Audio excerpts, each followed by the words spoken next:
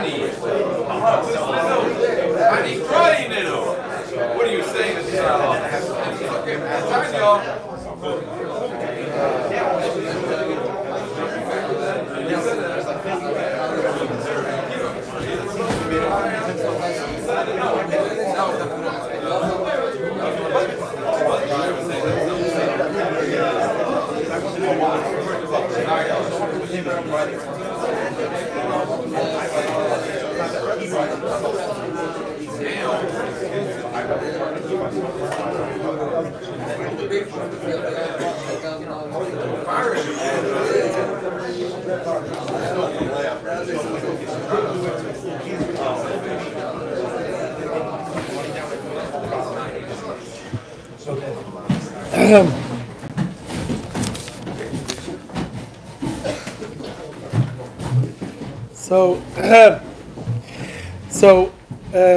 Hagam, definitely not really.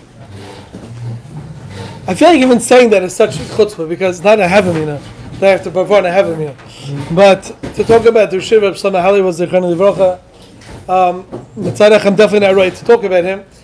But Mitzad Sheni, L'chayra, L'maisa, we're mechuyev to say something when a Gadol B'Yisrael passes away and so suddenly at such a young age, someone that was mashpia on hundreds, if not thousands of Talmidim, and would have been mashpia on many tens of thousands had the Rebbe Shem decided that he should stay with us.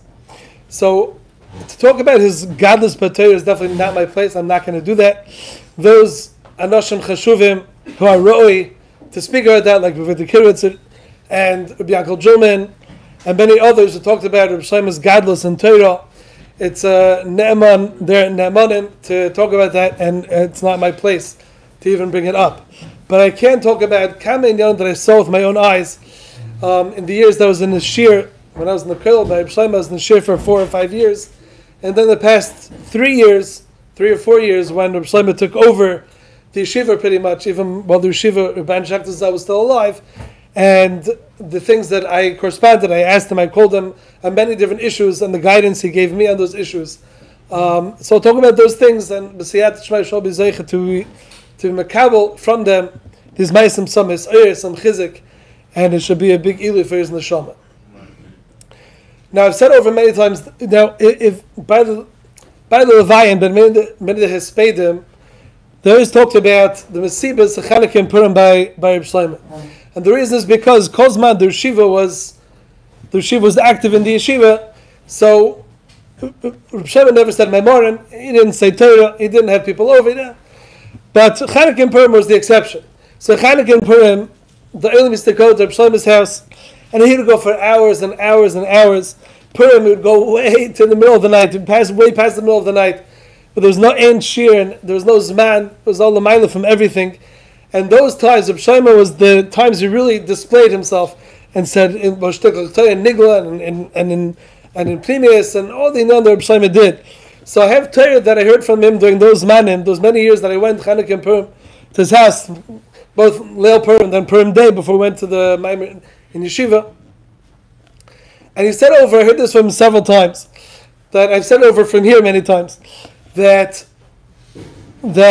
he would say over that by Noach it says the Meshach Shvachei Befanav Kul Shvach Shlei Befanav, and Reb Shlomo would say over, the Yeshiva would say over Marsh Dvarim Nifloim, and Reb Shlomo was able to take a small word, where it was a goin, a Rashi, a Rekeach, whatever it was that he brought up. Something seems sosum, something seems very hard to understand, and he would talk about it, and was banging on it, and he'd say Torah that was Megalim, Mamish, you say this Neflois from all these things. And Rashi says, that one time it calls him a tzaddik, calls him tzaddik tomim, and Reb Shlomo was explaining, based on the Pachid Yitzchak, that on the sugi of Chacham Adav Minavi, that a Chacham is Adav Minavi is the pshat that a Navi is Zoicha to Giluim from Hashem Yisbarach. Hashem is Megala Nevuah to a Navi. But a Chacham exists in a time where the Nevuah is not Nizgala, there's no Giluim of Nevuah. So the Chacham has to go a Sach Tifer, much deeper to Mesiachis, to Torah. Since there's nothing below, it's not in your face, it's not there, it's not revealed. So you have to go into the world of the not revealed. When a person goes to the world that's not revealed, so it's a much deeper, much more profound than the world that is in this gala. So Mamela, Chacham Adav Minavi, and Navi gets the Giluyim, but the Chacham goes into the world that's not Begoli. The world that's Nister is the world of the Chacham. And he was saying that B'fanav Shlei B'fanav is the pshat that when Kozman there's a Giluy of something, a person megal himself to us. We see him moving, we see him talking, we see him doing things. It's Begoli, it's B'fanav. So a person can only understand, since it's Begoli, he can only understand Mitzvah Shvachi. Or there's some of the Shavach of that individual you can see because it's Begoli. Your Messiah is to doubt he's been megal to you. But Kula Shvachi is Davka Shlei B'fanav. Davka when it's not Begoli, and you can't see him anymore, and you can't taste him, you can't hear him, you can't look at him, you can't. So then you have to be Zeicha to the Ilm HaNister, the Chilek HaNister of that individual. That's where Kol Shvacha is Shlei B'fanav. Dav Shlei B'fanav was when a person Zeicha to understand Kula Shvacha, the entire Shavach of that person. And we would talk about how that's Neged, Torah Shvazagim, Torah Shabbal that Torah Shabbal Peh is, Torah Shabbal is Begolui, Mamela, that's one Madrega, but Torah Shabbal is not Begolui. It comes the Derech HaChochma, it says B'derech HaChochma, it's B'siachas Ilm HaNister. Mamela, Chacham Adav Minavi, and therefore Purim and Chanukah stories talk about how the Masham, the Keser, the Zion mitzvahs, the Abonon, and Masham tying mitzvahs, and tying and the Zion together is a Gematria Keser, that the abundance are from the Ilm HaKeser, which is the Maya from Chochmah, the Maya from everything. And this is talk about every Purim and Chanukah, you say this over. But Lamaisa, I knew Reb Shlomo, and I was there in Yeshiva. I left over 17 years ago, but I was there in the Shir for many years. And Lamaisa, now that he's not here anymore, there's nothing Begolui. What the Maisim and the Torah and the Inyanim that are coming out are Mamish Kula Shvachi, much more beyond our sagas than we ever thought who we were dealing with. And the reason was because Reb Shlomo was a person that was just naturally a heilige person. He naturally was a Yid that lived with Kedusha and Tahara. He was a Yid that naturally thought about Torah, and was excited about Torah, to have his Torah, have midas Tevis, and there was nothing that was a stretch, nothing looked like it was hard, nothing was like B'deichak at all. There was not, like he was, and he lived his life with Kedusha and Tahara with a Samadas Torah and midas Tevis, and there was no stress. You never saw any stress b'chlal in him. He was Ish Manucha. It was misleading, because by certain people you see they were being oived, very stark, to be misgaba and the midas reis, and you never saw that by Shlomo. He was an Ish Kodesh, he was an Ish Tar, he was a Lamdan, he was a Leila Torah, and that's the way it was, and he was natural, and it was good, and it was lived with Benucha, and he was always happy, and he was like, so if you weren't paying attention, which Lamaisa, Kinir, most of us weren't, you missed the godless, you missed everything that he was, besides his goodness. We're not talking about his goodness in Torah, just his issues, who he was and what he represented. So, as I was speaking to Chaverim of mine, I went back to Yeshiva, and I was speaking to Chaverim when I was there, and these Maisim, Amaj, Dvarim Neiroim, that Reb Shlomo was a person that his whole life was Torah, he was Eisik by Torah, and he was Misamek in Torah. So, by the Shiva, there was a Bachar who came, a Russian, but not a Bachar anymore, a Russian man. He wasn't in Yeshiva, but at one point in time he was in Chaim. Now, back in the day, when I was in Yeshiva, so the Yeshiva, Ban Shaktas Zatzal, he loved everybody. And there was nobody that he didn't love and didn't want to bring into Yeshiva. So we had all types of interesting characters in the Yeshiva, whether they're Israelis, whether they were French, whether they were Persian, whether they were Russian, whether they were whoever, they even let me in the Yeshiva. And Lamaisa, we had all types of characters there. So he had all these Russian chevra that were there, and these Russian chevra, they didn't know Lashon Kodesh. I don't know if they were in Shabbat Shabbos, I don't know what was going on in Yeshiva, but anybody wanted to come, the Yeshiva never turned anybody away. So by the Shiva, sometime they were there, and this Russian married individual was there, and he talked about how he was never understood shir. He never really went to shir, never understood anything that was going on. But he used to love those coffees, and he got to Shul's Reb Shlomo on Shabbos morning when he had the coffee together with Reb Shlomo the Yeshiva. And everyone's like, what? Coffee? What? So apparently, what happens, Reb Shlomo would get up early. I mean, I don't know, he probably hardly ever slept. But there was this Yid, it's a Russian person who just came, 20-something years ago, and he had nothing in his life. And one day he knocked on the door, Reb Shlomo, on his way to Shach, I don't know what he was doing. And he asked the Yeshiva, said, I I forgot to make myself a coffee, and he went to Shlomo's house. Said, "Do you have a coffee? Can I have a coffee?" I said, "Fine." So Shlomo went to made him a coffee, and this person, this bach at the time, he sat down by the table drinking the coffee. So Shlomo joined him. So apparently, it became a religious thing that every week this person come to Shlomo's house before Shabbos on Shabbos and have a coffee with him. And Shlomo never asked him to leave, never did anything, and he's perfectly fine. He wants to have a coffee with me, have a coffee with me. And it was just such a dinas hanefesh that a person so dovek in Torah, he would turn it all down in a second that this Russian Yid, this person, the Baal Tshuva, wanted to have coffee with him. So he had a coffee with him. And he had all types of characters coming to that house. He had mishpachas. I didn't know that. I mean, I remember sometimes when I was there, and there were people that were there that was talking interesting. But he would have a mishpacha who they couldn't make ends meet, and it could be they had mental issues, whatever it was. And they would appear whenever it was, the middle of the day in Shabbos, they come in the middle of 2 o'clock in the morning, knock on the door, could we have a suda by you on Leil Shabbos? And every time just let them in, no problem, he would come, he'd serve them, and he'd give them food. I mean, he was such a yid that he was so mevater in every aspect of himself, just for the sake of others all the time. Now, he had such an adinas hanefesh, meaning he was such a sensitive person in Ruchnius, that there were many mice that we saw, and this became popularized recently by the Levite. Victor Kidwood said it over. But he said over there, Shlomo never drove a car. He never drove. He lived right by Yeshiva, but if he had to go to Lakewood for a chastan, he'd go into a bus. He would never drive a car. So it was inspired that the reason why he never drove a car was because he knows that if he drives a car, he's going to have to look to the right, to the left in the streets. He might see something that was not theistic. He might see something that had priestess in it, something. And he was so back in Shmei Sinai, he couldn't bear the idea of opening up his eyes in the street and seeing something that was inappropriate. So Taka never drove his whole life. He was nifta at the age of 66, when I understand. He never drove a car.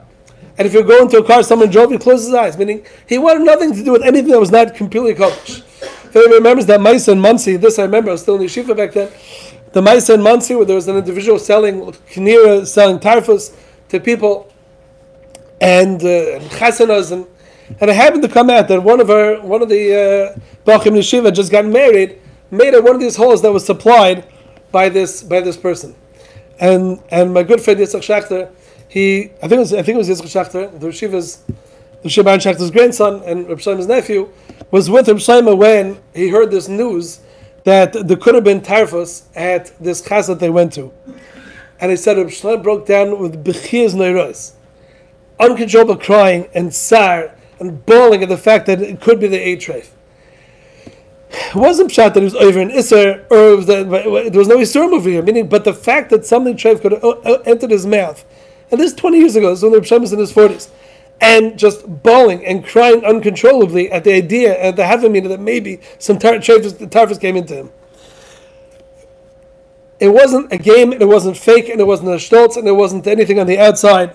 It was mamish. He desired kedusha and he desired tahara, and anything that could have stirred that was too much for him to deal with.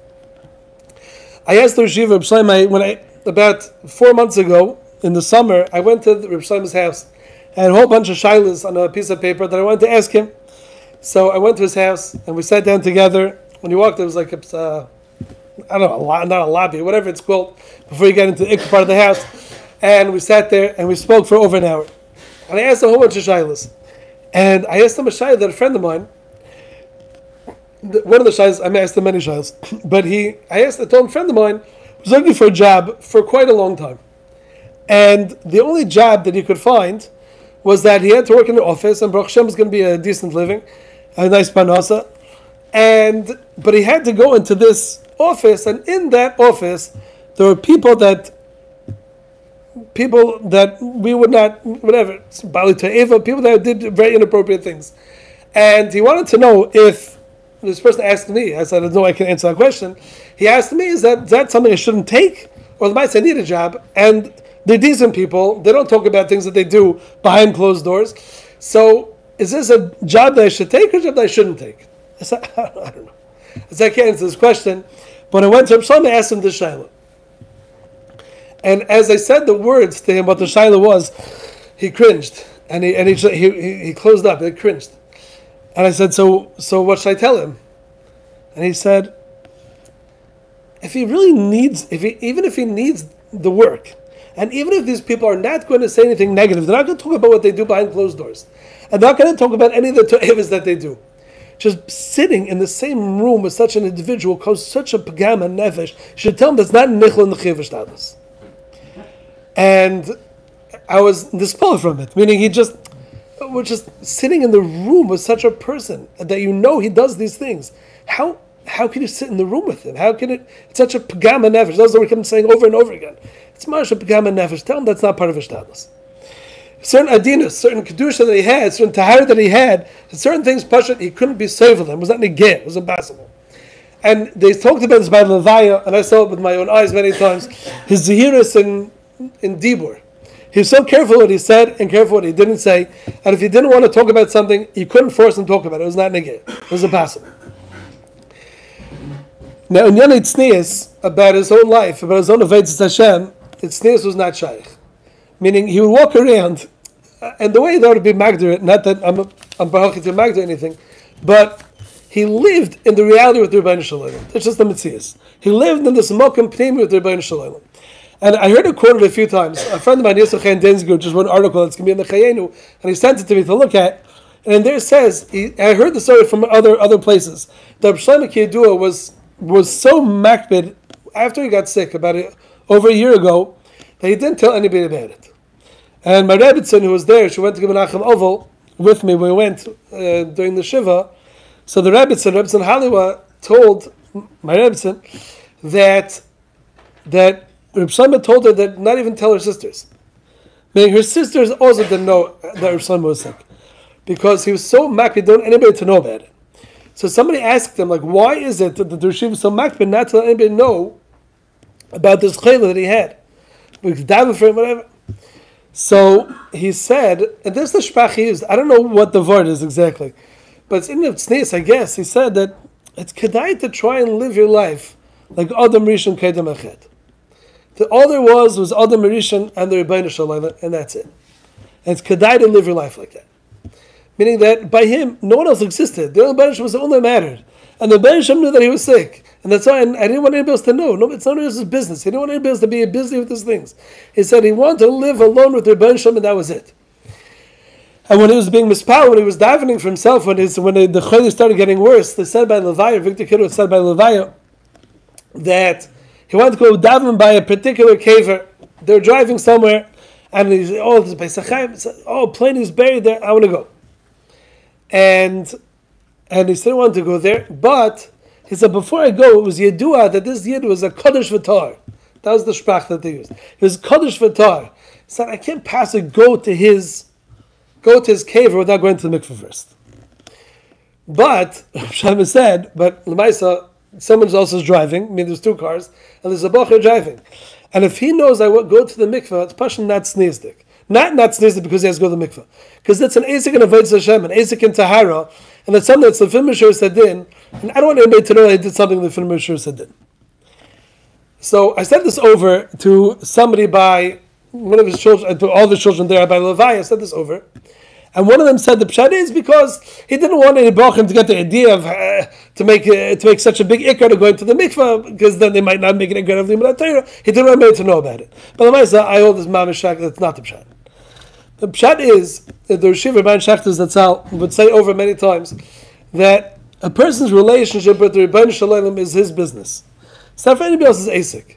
It's Davish Kedusha. Any relationship that means something, anything that has meaningfulness to a person and take into it, he doesn't share it with others. Because once you share something with others, you ruin it. It's nobody else's business. Since Chosh, you would hide away. When you have something, a beautiful thing, you hide it away. You don't give it up for the public consumption. So something that's about Avodas Hashem, it's pasha not sneezdik to let anybody else know about it. So he wanted to go to this caver, but he said it wasn't kedai, meaning he'd rather not go to the caver to daven there and go to the mikveh beforehand if another person's going to know about what he did. Because pasha not sneezdik. He's doing this for the Rebbeinu Shalom, and for anybody else to know, it's not b'derech hatznius. I think that was the pshat. Now, as a Havas Torah, we saw it many times by us. I remember that, I don't remember which Masechta it was, but it would come out, I remember when the Ritva, and one of the Masechtas they didn't have, had come out. I think it was Masechta Shabbos, but it could be Babasa, I don't remember it now. But one of the Masechtas from the Ritva, they just came out, they found it at the Vatican maybe, and they reprinted it, and now they had it. And it was the day after it came out, and Reb Shlomo was sitting there in the back of the base Medrash in Chaim Berlin, And I walked over to him, and he looked very happy. And I said, "Can I ask the Yeshiva? Not the Yeshiva. Can I ask you a shayla?" So yeah. I said, "Rebbe, heard about the new ritvas?" And he says, "Aaron David, you wouldn't believe it." He said, "For years and years and years, I'm looking for a mocker and a rishonim that there's a chiv to put on tefillin every single day." Because Pashup Shad is you mechit to wear tefillin all the time. There's no din dafka every single day you have to wear tefillin. But the Lamaisa brought down the Paiskim that way, and I'd never found a mocker any rishonim this way. He said that I got the ritva yesterday, and I found this mocker for this din that Zechir don't tefillin every single day, and he was so besimcha about it. But he was being mechake all the time. He had this halach, he wanted so bad to find out, and when he got this ritva, he searched the entire ritva to find out if the ritva talked about it, unless he Pasha learned every single ritva that night, which he might have done. He was so excited that he found finally a mocker for this din. I remember when there was a certain Chumash Hagra that, I don't know if it was the Chumash Hagra, one of the Sfarim they reprinted, they put out, and it was a big shayla, if it was real, if it was Mizuyev, what the whole story was. So I was with my friend Yossi Wexler. We were together by Shlomo's house. I don't remember why we were there, but we were at Shlomo's house. And we asked him what he has to say, if this is a Mizuyev or it's real. What's the... So he looked at us and said, "I don't know. So I don't know anything about it." I said, "But did Rebbe hear if it's Mizuyev or it's for real?" And he said, "Bring me one. Bring me one of the Sfarim." I said, "Fine." I said, "If I bring Rebbe one of the Sfarim, Rebbe could tell me if it's real or not?" So yeah, rather. And I remember thinking to myself, but how? Like, I think we even asked him, "Well, how do Rebbe know?" I said, "If I saw a goyn, I would know that it's a goyn." And it wasn't pshat because he had such a bekiyas, he knew all the Torah Sagra. That wasn't the pshat. The pshat was that he was so misamik in the Torah Sagra that he understood it so well and so teeth that if it wasn't from the goyn, he would know it. If it wasn't from the goyn, he would see it from the Torah. He would know it. It was from the goyn or not. Only somebody who has emes ahavas Torah, who really believes he understood the Torah Sagra, understood the Yod, the Seif, not Seif Taitai, but the Chol Pach is Yod, the Das Sagra, understands Bahalach and Torah and all these inyanim and Plimius, then he would know. And I was always in the spot from that. The Rebbe said, "Tak out, if he wasn't showing off, he should be honest. Just show it to me and I'll be able to tell. I'll know if it's real or not." And then when I was over at his house, at that time, which is recently when I spoke to him, even before that though, during Corona, during the whole kufa of Corona, of COVID, so that was around the time of the Yeshiva where Reb Shlomo really took over the Anhagas Yeshiva. So I'd called him a couple of times to speak to him about different inyanim, about COVID, whatever. And during that time, he had a shita, and he was very makir about it, that not to go to any online learning. That time, and the most, we did it here, and a lot of places they did online learning, being since they couldn't go to yeshiva, the Chol HaPachas, everybody should get together, they could tune in on Zoom or on Google Class or whatever it was. And so was very adamant not to do it. Very adamant not to do it. And people didn't know why. He said, "No, absolutely not. No. The night yeshiva doesn't matter, you can't do it." So he said a murdic thing, a marsh dvar chokhmah. I mean, not that he needs me to say that, but he said that you don't try and solve a temporary issue by creating a permanent one. He said a temporary issue, Corona, it's a temporary issue. It's not going on forever. It's going to end someday. Someday it's going to end. He said, so what are you going to do? You're going to now turn to online learning? So then everybody gets used to going online, and online, everybody becomes lives online. So you're solving a temporary problem by creating a permanent one. He said, that you can't do. He was adamant about it. And Lamaisa Mustami say to many people this way. They don't make a permanent problem in order to create, to save a temporary one. So I went weiter with that. When I was speaking to Reb Shlomo in his house, when I sat for an hour, I asked him a bunch of shaylas. And I asked him a shayla. A friend of mine has a business, he works, Baruch Hashem, he does well. And he had a shayla if he should start over, he should start another business. He was learning a lot, he would put hours and hours into Limud Torah a day, and he figured if he could open up his own business, so then he'll make a lot more money, it'll be much more matzich, much more financially stable for the future, and giving tzedakah. But instead of learning Lamashal 5 hours a day, he'd only learn an hour and a half a day. So I wanted to know if that's appropriate, should he do that, should he not do that? And again, I said, this is out of I can't answer these questions. So I asked Reb Shlomo the Shayla. So Reb Shlomo sat me down, I sat next to him, I sat across from him, and I asked him the Shayla. And he starts thinking, saying, what's the Shayla? I said, he learns Baruch Hashem 5, 6, or whatever hours a day, and Baruch Hashem he does well. But if he goes and he opens up his own business, he'll take a lot of time out, but make a lot more money, more financial saving for the future. But he'll only be able to learn an hour and a half, 2 hours a day, as opposed to the 5 hours he does now. So I said again, so what's the shayla? I said, he wants to know if he should do that or not. I said, why would he do that? And I said, I don't know. Does he pay his bills? Yeah. So, and he couldn't understand what I was talking about. He said, explain to me what are your tutstadim? What are the tutstadim here? And I said, no, but to make more money. There's no tutstadim here. Tell him no. I said, okay, fine. Tell him no. But meaning he couldn't understand what I was talking about. He was so minutic from money and from making more money and whatever. It's irrelevant. But Isaac and Torah, why in the world would you even have him? He kept on asking me. You're asking me a shayla, so you have something to say. Explain it to me. Explain to me the shayla. And he wasn't saying it for shtick. He wanted to know, what are you asking me? And then finally he said, forget, whatever. I know. Tell him no. It doesn't make